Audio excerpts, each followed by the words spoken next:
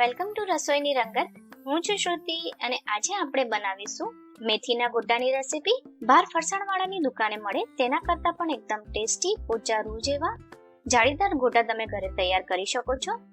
આ ગોટા ઉપરથી એકદમ ક્રિસ્પી, ખાવામાં એકદમ પોચા રૂ જેવા અને જાળીદાર ઘરે કેવી રીતે બનાવવા તેની પૂરી ટિપ્સ અને ટ્રિક સાથે રેસીપી બનાવવાનું શરૂ કરીએ. વિડીયો સ્ટાર્ટ કરતા પહેલા જો તમને મારી રેસીપી પસંદ આવે તો પ્લીઝ મારી રેસીપીને લાઈક કરો, શેર કરો અને મારી ચેનલને સબસ્ક્રાઇબ કરવાનું ના ભૂલો. આવી નવી રેસીપી જોવા માટે તમે બેલ આઇકોનને પણ પ્રેસ કરો. દરેક નવા વિડીયોનું નોટિફિકેશન તમને સૌથી પહેલા મળે. તો ચાલો રેસીપી બનાવવાનું શરૂ કરીએ.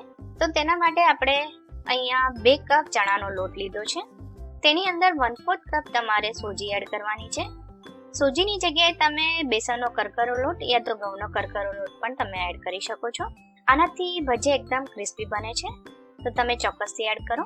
તેની અંદર હવે મસાલા એડ કરીએ. તો મેં અહીંયા અધકચરા વાટેલા ધાણાને એડ કરું છું. આ 1 ચમચી છે. અડધી ચમચી અધકચરા વાટેલા કાળા મરીનો પાવડર છે તે એડ કરું છું. તે સિવાય અડધી ચમચી સફેદ તલ એડ કરું છું. આનાથી ટેસ્ટ ખૂબ જ સરસ આવે છે. 2 લીલા મરચાંને મેં ઝીણા સમારી લીધા છે તે એડ કરું. આની અંદર તીખાશ લીલા મરચાંની જ હોય છે, તો તમે તમારા ટેસ્ટ પ્રમાણે વધારે ઓછી એડ કરી શકો છો. તેની અંદર 1/4 ચમચી હું હિંગ એડ કરું છું. હિંગ એડ કરવાથી બેસન પચવામાં એકદમ સરળતા રહે છે. સ્વાદ પ્રમાણે મીઠું અને 3 ચમચી અહીંયા ખાંડ એડ કરું છું. ખાંડ એડ કરવાથી મેથીમાં જે કડવાશ હોય છે તે બેલેન્સ થઈ જાય છે અને ખાવામાં પણ ખૂબ જ ટેસ્ટી લાગે છે. તો તમે તમારા ટેસ્ટ પ્રમાણે ખાંડ એડ કરી શકો છો. આ બધું પ્રોપર પહેલા મિક્સ કરી દો. આ બધું મિક્સ થઈ ગયું છે અને હવે આપણે આની અંદર 1 કપ મેથીની ભાજી એડ કરવાની છે, જેને મેં પહેલેથી ધોઈને સાફ કરીને સમારી દીધી છે. 2 કપ બેસનની સામે તમારે 1 કપ મેથીની ભાજી લેવાની છે. ગોટાનું બહાર જેવું જ રિઝલ્ટ જોઈતું હોય તો તમારે 2 કપ બેસનની સામે 1 કપ મેથીની ભાજી એડ કરવાની છે અને અડધો કપ તમારે ઝીણી સમારેલી કોથમીર એડ કરવાની છે, જેને મેં પહેલેથી સાફ કરી ધોઈને સમારી લીધી છે. તે એડ કરી દઉં છું.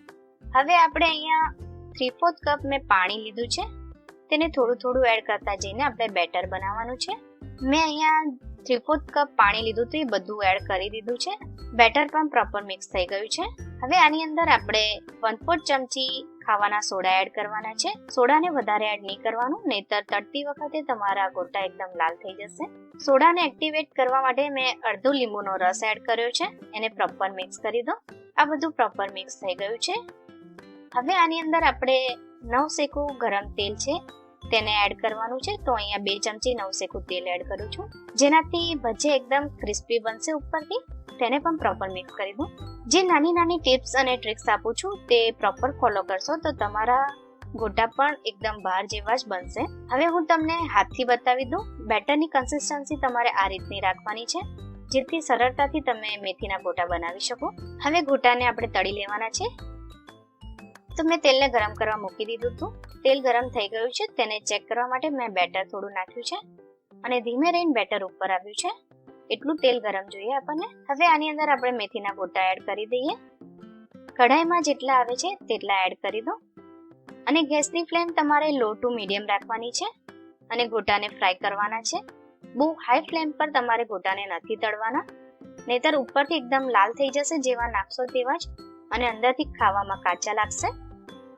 તો આને લો ટુ મીડિયમ ગેસ ઉપર ફ્રાય કરવાના છે.